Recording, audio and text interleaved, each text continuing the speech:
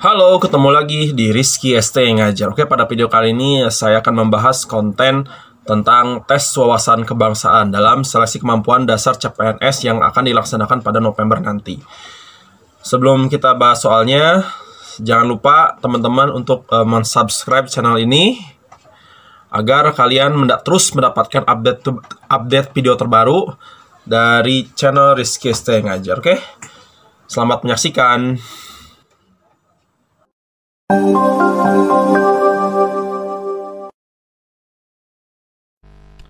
Baik, soal yang pertama. Pada masa Orde Baru Pancasila digunakan sebagai alat kekuasaan. Hal ini sangat bertentangan dengan kebebasan warga negara dalam menjalani kehidupannya. Namun ini bisa diatasi apabila masyarakat memahami Pancasila sebagai A. Sebuah landasan yang dapat mengatasi permasalahan di masyarakat. B.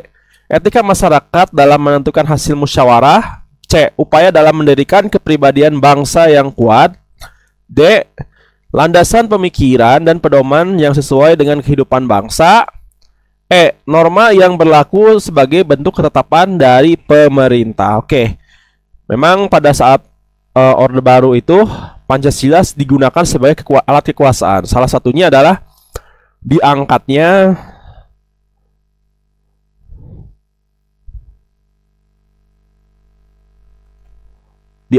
presiden seumur hidup ya.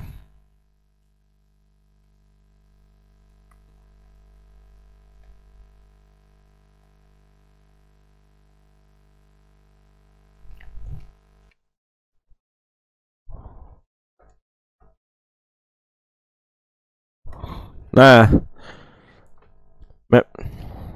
diangkatnya presiden seumur hidup. Tentu ini bertentangan dengan kebebasan masyarakat dalam menjalani kehidupannya. Tentu ini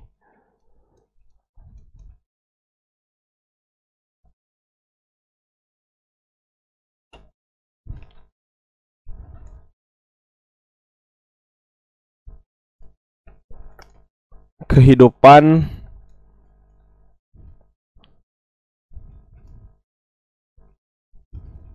masyarakat. Nah, salah satu solusi untuk bagi masyarakat bagaimana cara mengatasi Pancasila yang digunakan sebagai alat kekuasaan yang digunakan pada masa Orde Baru tersebut adalah Pancasila sebagai landasan pemikiran dan pedoman yang sesuai dengan kehidupan bangsa. Pilihan jawabannya yang D ya, atau delta gitu. Jadi Pancasila sebagai pedoman hidup gitu, petunjuk pedoman hidup dan petunjuk kehidupan bangsa ya. Oke. Pilihan jawaban yang benar adalah yang delta. Lanjut. Mengenalkan budaya Indonesia terhadap anak sangatlah penting dilakukan sejak dini. Hal ini diperlukan agar anak di masa depan tidak kehilangan identitas dan jati diri Indonesiaannya akibat pengaruh globalisasi. Sikap tersebut termasuk ke dalam yang mana nih? Alpha, beta, caca, delta, dan alpha. Oke, jadi di sini mengenalkan budaya Indonesia sejak dini ya. Gitu. Pengenalan budaya Indo itu harus dilakukan sejak dini gitu ya. Nah, di sini ada kata agar anak di masa depan tidak kehilangan identitas dan jati diri Indonesiaannya. Artinya budaya Indonesia itu, budaya Indo akan bertahan pada masa yang akan datang ya.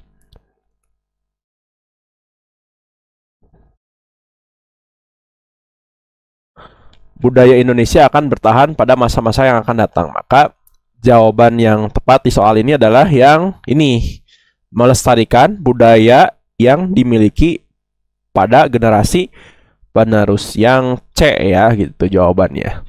Oke, pilihan jawaban yang benar adalah yang C atau Caca. Oke, soal berikutnya. Seiring dengan kemajuan teknologi dan globalisasi, nasionalisme menjadi semakin kompleks dan multidimensional. Nasionalisme tidak hanya berkaitan dengan kebanggaan terhadap bangsa dan negara, tetapi juga melibatkan faktor-faktor ekonomi dan budaya yang lebih luas. Bagaimana cara mengembangkan nasionalisme yang holistik dan adaptif dengan tantangan zaman? Yang mana nih? Alpha, beta, caca, delta, dan alpha. Oke, kalau dilihat dari pilihannya, kita cek dulu yang A. Menggalang kerjasama antara pemerintah, masyarakat, dan dunia usaha dalam memperkuat ekonomi Indonesia. Masih bisa juga ya dikatakan mengembangkan nasionalisme yang holistik dan adaptif. Kalau yang B ini meningkatkan keterlibatan masyarakat dalam program-program sosial dan lingkungan untuk membangun kepedulian terhadap kesejahteraan bersama. Pokoknya yang A, B, C, dan D semua pilihan jawaban ini masuk akal semua gitu. Ini bisa dikatakan sebagai soal HOTS ya nih ya. Itu tapi kita harus tahu dulu gitu. Di sini kan faktor ekonomi, sosial, budaya yang lebih luas gitu. Nah, di sini ada kata nasionalisme tidak hanya berkaitan dengan kebanggaan terhadap bangsa dan negara. Maka yang paling tepat itu jawabannya yang alpha ya, nih ya, gitu. Meningkatkan pemahaman tentang hak asasi manusia dan keadilan sosial sebagai nilai fundamental dalam membangun nasionalisme yang inklusif dan berkeadilan. Karena kalau cuman melibatkan faktor ekonomi, sosial, dan budaya itu belum cukup kalau tanpa adanya hak asasi manusia. Karena tanpa HAM, ya, saya tulis dulu nih, tanpa adanya hak asasi manusia itu bisa menimbulkan ketidakadilan gitu ya. Ketidakadilan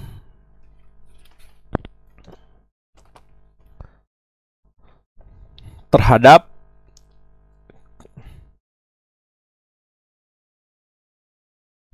kelompok, ketidakadilan terhadap kelompok minoritas di dalam masyarakat ya. Ketidakadilan terhadap kelompok minoritas terhadap masyarakat gitu.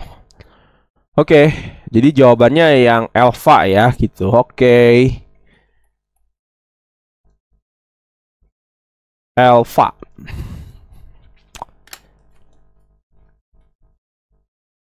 Nah, itu dia tadi pembahasan soal TWK CPNS, dan semoga video ini bermanfaat ya bagi teman-teman kalian. Dan saya doakan kalian semua bisa lulus SKD CPNS tahun ini. Amin. Oke, sampai jumpa lagi di video saya berikutnya. Thank you.